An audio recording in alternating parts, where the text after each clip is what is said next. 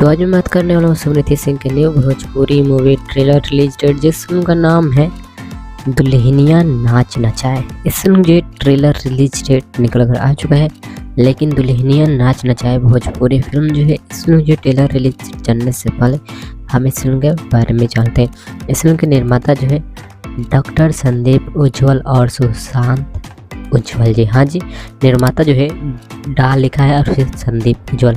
अब इसका short form जो भी हो मुझे नहीं मालूम है। और इस फिल्म जो ट्रेलर रिलीज किया जाएगा, मैं आप लोगों को डेट बता दूँ। ट्रेलर जो है दुल्हनिया नाच नचाए भोजपुरी फिल्म जो है, इस फिल्म जो ट्रेलर रिलीज किया जाएगा 2 दिसंबर को सुबह में 7 बजे Bhojpuri cinema TV channel YouTube पर रिलीज किया जाएगा, जो कि आप इस फोटो में भी देख सकते हैं कि इस फिल्म जो भोजपुरी सिनेमा टीवी चैनल के यूट्यूब पर रिलीज किया जाएगा।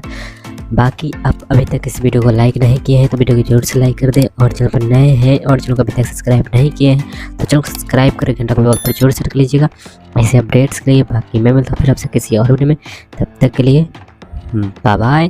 और कमेंट करके जरूर बताइएगा कि आप इस मुझे ट्रेलर देखने के लिए कितने ज़्यादा एक्साइटेड हैं।